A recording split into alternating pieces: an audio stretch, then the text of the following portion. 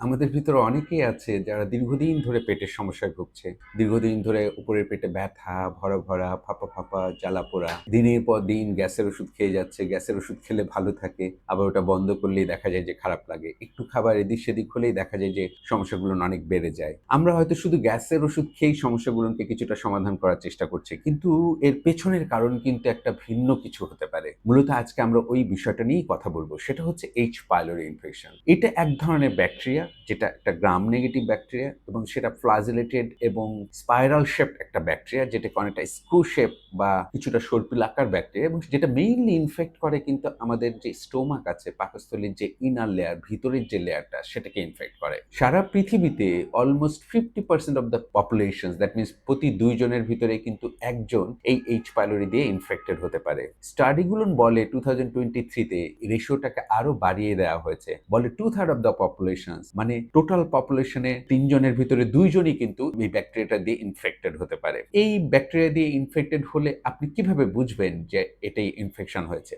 1983 তে একজন Australian physician first ব্যাকটেরিয়াটাকে প্রথম আইডেন্টিফাই করে এবং উনি বলেন যে এরকম একটা ব্যাকটেরিয়া আছে যেটা আমাদের স্টোমাককে ইনফেক্ট করে এবং যেটার কারণে গ্যাস্ট্রিক আলসার হয়। এরপরে 2005 এ দেখা যায় যে দুজন Australian physician particularly scientist physician বেবি Barry Marshall and Robin Warren 2005 এ কিন্তু এই ব্যাকটেরিয়াটা আবিষ্কার করার জন্য নোবেল প্রাইজ পায় এবং নোবেল উইনার হয় হচ্ছে মেডিসিনে। মূলত এই ব্যাকটেরিয়া কি সমস্যা করতে পারে? এই ব্যাকটেরিয়ার জন্য মূলত যদি দীর্ঘমেয়াদী ইনফেকশন হয় আমাদের গ্যাস্ট্রিক আলসার হতে পারে, ডিউডেনাল আলসার হতে পারে, অ্যাকিউট অ্যান্ড ক্রনিক গ্যাস্ট্রাইটিস হতে পারে, কিছু ক্ষেত্রে গ্যাস্ট্রিক ক্যান্সার করতে পারে এবং অনেক সময় দেখা যায় যে গ্যাস্ট্রিক লিম্ফোমা করতে পারে। অনেক রোগীদের দেখা যায় যে এই ব্যাকটেরিয়া দিয়ে ইনফেক্টেড হওয়ার জন্য গ্যাস্ট্রিক পলিপ হয়ে যায়। কাজেই এই ব্যাকটেরিয়া কিন্তু বিভিন্ন ধরনের সমস্যা করে, বড় রকমের রোগ করে। কিন্তু এই ব্যাকটেরিয়া কি ইনফেক্টেড হলেই কি রোগীর রোগ হবে? অধিকাংশ ক্ষেত্রে দেখা যায় যে এই ব্যাকটেরিয়াটা আমাদের স্টোমাকে থাকে কিন্তু রোগের জন্ম দেয় না। সেটা মূলত নন প্যাথোজেনিক ব্যাকটেরিয়া। কিন্তু যাদের প্যাথোজেনিক ব্যাকটেরিয়া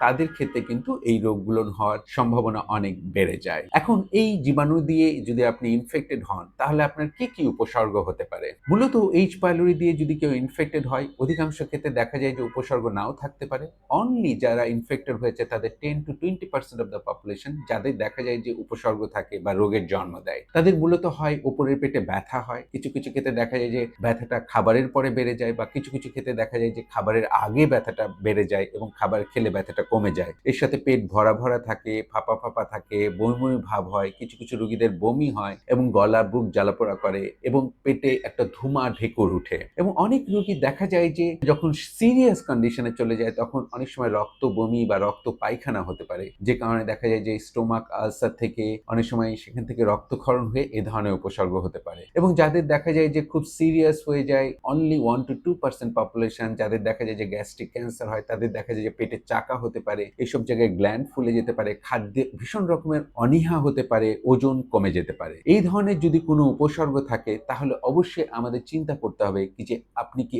H. pylori ইনফেকশনে আক্রান্ত? তাহলে অবশ্যই সেই অনুযায়ী আমাদের ব্যবস্থা নিতে হবে।